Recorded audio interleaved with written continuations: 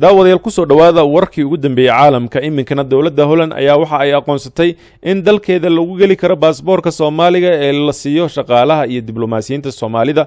Safiirka Soomaaliya u fadhiya Midowga Yurub Danjire Cali Saciid Fiqi ayaa shaaca ka qaaday in dawladda Holland ay si rasmi ah u aqoonsatay in dalkeeda lagu geli karo baasaboorka Soomaaliga gaar ahaan kan shaqaalaha iyo kan diblomaasiyiinta. Waxaan aad ugu faraxsanahay inaan idinla wadaago in dawladda Netherlands ay aqoonsatay baasaboorka diblomaasiga iyo kuwa safeska laga bilaabo May 15keeda 2019 baasaboorka la aqoonsaday waxaa looga soo bilaabay kuwa la bixiyo 2014 ayuu safiirka bartiisa ku qoray. Talaabadan ayaa qayb ka ah dadaalada wasaaradda arrimaha dibadda Soomaaliya ugu jirto sidii loo xoojin lahaa xiriirka diblomaasiyadda ay Soomaaliya ay la leedahay dalalka caalamka.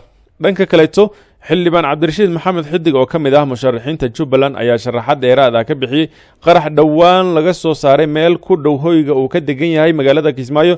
xildhibaanka ayaa sheegay in xogta qaraxa ay hayeen maalmo ka hor isla markaana ay ka hortageen, balse waxaa mas'uuliyiin ka tirsan maamulka Jubbaland ku eedeeyay inay ka dambeeyeen. xildhibaanka ayaa ku eedeeyay madaxtooyada Jubbaland in laga soo abaabulo qorshe la doonayay in lagu dilo isaga, wuxuuna si gaar ah ku eedeeyay mas'uuliyiinta ammaanka ee madaxtooyada Jubbaland, si gaar ah taliyaasha ciidamada ilaalada madaxtooyada Jubbaland oo lagu magacaabo Yaxbul iyo Ayuub ayuu sheegay in gaari uu ku qaatay miinada, taasina ay shaki gelisay. waxaana uu sheegay in qorshahaasi uu ahaa shirqool la doonayay in la igu dilo. waxaa jira walaac badan oo musharaxiinta Jubbaland ay ka qabaan dhanka ammaanka iyo hanaanka madaxweynaha Jubbaland oo qorsheynaya in ay u dhacdo xulashada baarlamaanka iyo doorashada madaxweynaha. ugu dambeyn xir ilaalinta qaranka Soomaaliya tan Jubbaland iyo saraakiisha AMISOM ayuu ka dalbaday inay falkaasi ku sameeyaan baaris degdeg ah isla markaana aan isaga hari doonin, sidoo kalena uu soo bandhigi doono cadeymo dheeraad ah. dhanka kale Mareykanka ayaa toddobaadyadii u dambeeyay kordhiyay duqeymaha dhanka cirka ah ee guud ahaan Soomaaliya oo kula beegsanayo maleeshiyada Daacish iyo kuwa argagixisada ay August ku dhawaad 10 dagaalame ayaa lagu dilay kooxahaasi ka howlgala gobolada bari iyo shabeellada hoose oo ka kala tirsan Puntland iyo Koonfur Galbeed.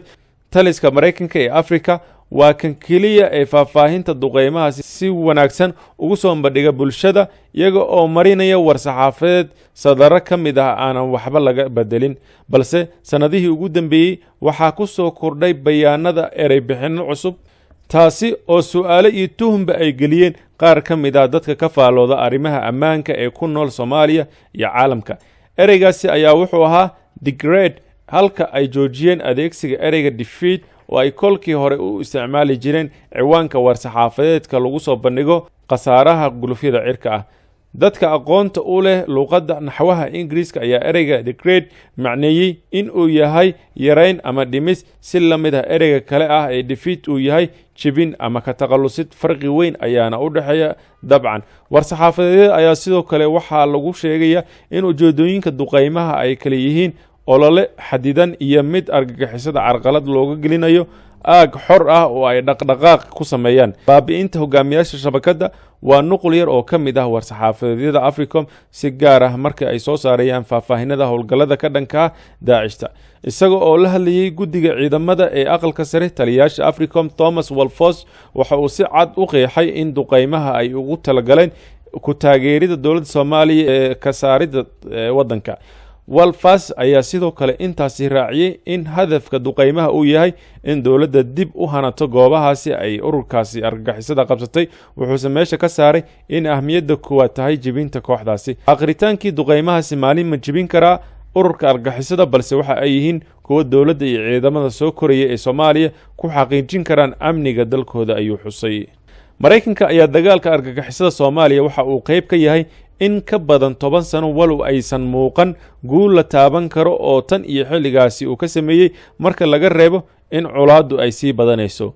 waanu ognahay in duqeymaha ka dhanka ah ururka argagixisada ay sababaan dhibaatooyin, waanu ognahay in niyad jab abuuraan, taasi waa su'aal u furan si xad ah, ayuu hoosta ka xariiqay. inkastoo ay jiraan howlgallada Mareykanka ah, Al-Shabaab oo si wax ku ool ay u joogsatay xagjirnimadeeda ayaa maamusha tuulooyinka baadiyaha ee bartamaha iyo koonfurta waddanka, waxayna halis ku tahay magaalooyinka.